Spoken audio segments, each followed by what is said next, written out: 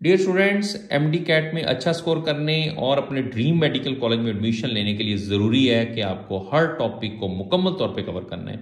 उसमें जितने भी पॉइंट्स हैं आप उनको प्रॉपरली कवर करेंगे और जो आपकी बुक्स के अंदर डेफिशिएंसीज हैं उनको आपने लाजमी कवर करना है।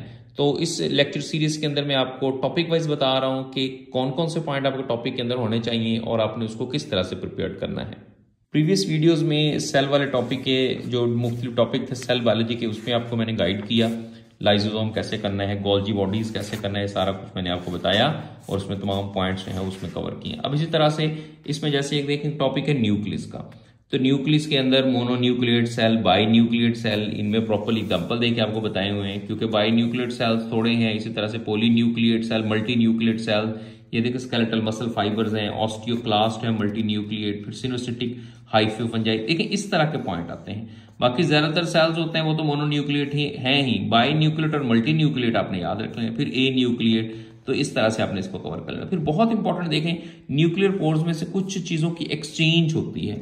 देखिए कौन सा material nucleoplasm to cytoplasm move करता है, कौन सा material cytoplasm to nucleus move करता है, तो ये इसके अंदर चीजें इसमें कवर की गई हैं, तो ये आपने लाजमी जो है इसमें प्रिपेयर करने।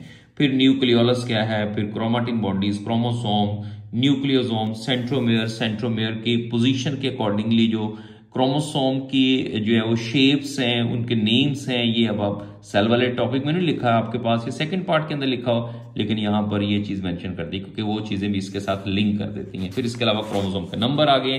फिर देखें बहुत इंपॉर्टेंट, ये बड़ा इंपॉर्टेंट टॉपिक है, difference between the prokaryotic and eukaryotic cell. तो आप देखें सारे के सारे डिफरेंसेस, चाहे आपकी पार्ट 1 में लिखे हुए हैं, पार्ट 2 में लिखे हुए हैं, वो सारे डिफरेंसेस यहाँ पे कवर किए गए हैं। रेप्लिकेशन एंजाइम प्रोकैरियोटिक यूकैरियोटिक में क्या डिफरेंस है, ओकाज़की फ्रेगमेंट का क्या डिफरेंस है, ओरिजिन ऑफ रेप्लिकेशन का क्या डिफरेंस है, transcription enzyme, binding site promoter के अंदर, ये तमाम के तमाम जो इस तरह से कवर कर लेंगे तो फिर कोई भी ऐसा क्वेश्चन नहीं होगा जो आपका गलत हो। तो इसी तरह से एक और जो बहुत इंपॉर्टेंट स्टूडेंट्स छोड़ देते हैं कि सेल डिवीजन का जो पार्ट है वो भी आपने सेल के साथ उसका एक ओवरव्यू लाजमी लेना है। तो इस बुक के अंदर आपने देखें यहाँ पर फेजेस ऑफ इंटरफेस भी बता दिया है, उसमें कौन कौन सी फेजेस है, उसमें की फीचर्स क्या है, फिर उसके बाद difference between mitosis and meiosis ज्यादातर आपको पता है, जस्ट आपने रिवाइज कर लेना है, कोई एक दो पॉइंट आपको नहीं मिल जाएंगे। इसी तरह से फिर phases of mitosis, phases of meiosis और इंटरफेज जो उसके अंदर प्रोफेज 1 के अंदर जो फेजेस हैं उनमें क्या क्या इवेंट्स हैं, तो ये सारे की सारी चीजें इसमें कवर हो जाएंगी। और जब आप कवर कर लेंगे तो फिर आप जानते हैं कि हर एक चैप्टर के एंड पे बहुत सारे क्वेश्चंस हैं जो कि आपने सॉल्व करने हैं, उसकी प्रैक्टिस करनी है। फिर पास पेपर एमसीक्यूज आ जाएंगे और पास पेपर्स एमसीक्यूज हैं वो अपडेटेड 2024 के देखें हर एक प्रोवेंस के यहाँ पर एड अप कर दिए गए।